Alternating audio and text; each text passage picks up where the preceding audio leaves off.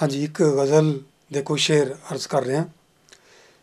ਨੀਂਦਰ ਨਾ ਕਦੇ ਮਾਣੀ ਲੱਕੜ ਦੇ ਘਰਾਂ ਅੰਦਰ, ਇਉਂ ਔਧ ਗੁਜ਼ਰ ਜਾਣੀ ਲੱਕੜ ਦੇ ਘਰਾਂ ਅੰਦਰ। ਅਗਲਾ ਸ਼ੇਰ ਹੈ ਵੀ ਹੱਡ ਮਾਸ ਦੇ ਪੁਤਲੇ ਸਭ ਅੰਦਰੋਂ ਨੇ ਨਿਰੇ ਪੱਥਰ, ਪੁੱਛਦਾ ਨਾ ਕੋਈ ਪਾਣੀ ਲੱਕੜ ਦੇ ਘਰਾਂ ਅੰਦਰ।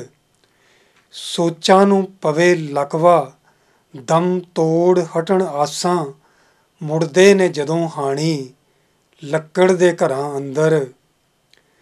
ਘਰ ਗਰਮ ਨਹੀਂ ਹੁੰਦੇ ਇਸ ਖੂਨ ਦੇ ਹਰ ਕਣ ਚੋਂ, ਜਦ ਤੱਕ ਨਾ ਵਹੇ ਪਾਣੀ ਲੱਕੜ ਦੇ ਘਰਾਂ ਅੰਦਰ। ਜੋ ਭਰਦੀ ਰਹੀ ਚੁੰਗੀਆਂ ਹੁਣ ਖਿੰਡਿਆ ਬਦਨ ਲੈ ਕੇ, ਫਾਰਮ ਚੋਂ ਮੁੜੇ ਰਾਣੀ ਲੱਕੜ ਦੇ ਘਰਾਂ ਅੰਦਰ।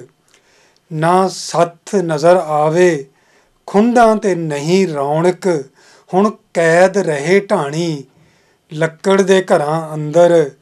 ਨਾ ਸੰਖ ਸੁਣੇ ਕਿਧਰੋਂ ਨਾ ਟੱਲ ਕਿਤੇ ਖੜਕੇ, ਸੁਣਦੀ ਨਾ ਗੁਰੂ ਬਾਣੀ ਲੱਕੜ ਦੇ ਘਰਾਂ ਅੰਦਰ।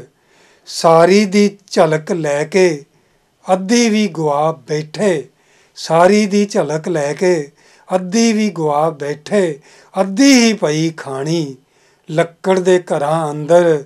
ਤੋਂ ਮਕਤਾ ਅਰਜ਼ ਕਰ ਰਿਹਾ ਵੀ ਬਾਦਲ ਜੀ ਮੁਹੱਬਤ ਦਾ ਜ਼ਰਾ ਵੀ ਨਹੀਂ ਦਿਸਿਆ, ਬਾਦਲ ਜੀ ਮੁਹੱਬਤ ਦਾ ਜ਼ਰਾ ਵੀ ਨਹੀਂ ਦਿਸਿਆ, ਮੈਂ ਖਾਕ ਬੜੀ ਛਾਣੀ ਲੱਕੜ ਦੇ ਘਰਾਂ ਅੰਦਰ।